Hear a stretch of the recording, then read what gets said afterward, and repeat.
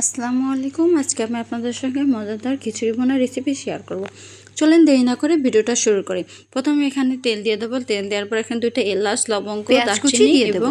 দেওয়ার পর 1 মিনিট মতো ভালোভাবে নেড়ে নেব। নেড়ে পর এরপর যে আমি এখানে আদা এবং রসুন বাটা দিয়ে দেবো। দেওয়ার পর 1 মিনিট মতন ভালোভাবে নাড়তে হবে।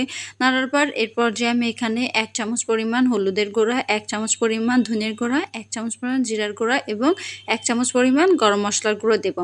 এ পর্যায়ে আমি এখানে 2 চা চামচ পরিমাণ মরিচের গুঁড়া এবং 2 চা চামচ পরিমাণ লবণ দিয়েছি। আপনাদের স্বাদ অনুযায়ী লবণ দিন। এ পর্যায়ে আমি সামান্য একটু পানি দিয়ে ভালোভাবে মশলাটা কষিয়ে নেব। মশলাটা ভালোভাবে কষিয়ে নেওয়ার পর এর পর্যায়ে আমি বিরিয়ানির মশলা দিয়ে দেব। আপনারা চাইলে নাও দিতে পারেন, কিন্তু বিরিয়ানির মশলা দিলে ভালো একটা সেন্ট আসবে এবং খেতে খুবই মজা হবে। এর পর্যায়ে আমি এখানে মাংসটা দিয়ে দেবো। আমি এখানে মাংসটা আগে থেকে কেটে ধুয়ে ভালোভাবে রেখে দিয়েছি। দেওয়ার পর এর পর্যায়ে মাংসটা ভালোভাবে নেড়ে নিতে হবে। এটা যত নাড়বেন এটা খেতে খুবই মজা হবে।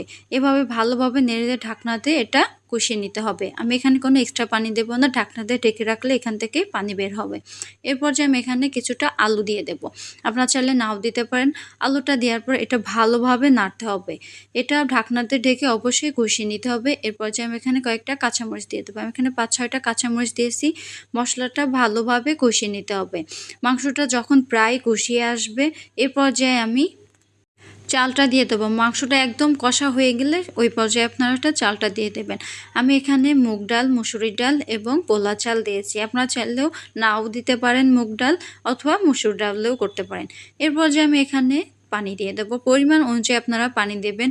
পানি দেওয়ার পর আমি এখানে আবারও স্বাদ মতন লবণ দিয়ে দেবো। লবণ দেওয়ার পর ভালোভাবে নেড়ে নেব।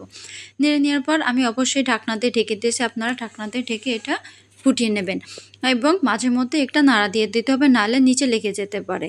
এভাবে 3-4 মিনিট ভালোভাবে নেড়ে নিতে হবে। নেড়ে নেওয়ার পর এরপর যে আমি এখানে কিছুটা পেঁয়াজের ব্রেস্তা দিয়ে দেবো, যাতে করে এটা ঘ্রাণটা অনেক সুন্দর আসে এবং খেতে ভালো লাগে। এরপর যে আমি আবারও 4-5টা কাঁচামরিচ এবং 2 চামচ পরিমাণ ঘি দিয়েছি। আপনারা অবশ্যই ঘি দেওয়ার চেষ্টা করবেন। ঘি দিলে এটা ঘ্রাণ অনেক সুন্দর আসবে। দেওয়ার পর এখানে 1 মিনিট মতন ভালোভাবে নেড়ে নিতে হবে, যাতে করে ঘি সমস্ত জায়গায় ছড়িয়ে যায়। নেড়ে নেওয়ার পর আমি আবারও ঢাকনাতে ঢেকে 10 মিনিট মতন দমে রেখে দেবো। আপনারা অবশ্যই 10-15 মিনিট ভালোভাবে দমে রেখে দেওয়ার পর এই তো আমাদের খিচুড়ি তৈরি। এটা খেতে খুবই মজা।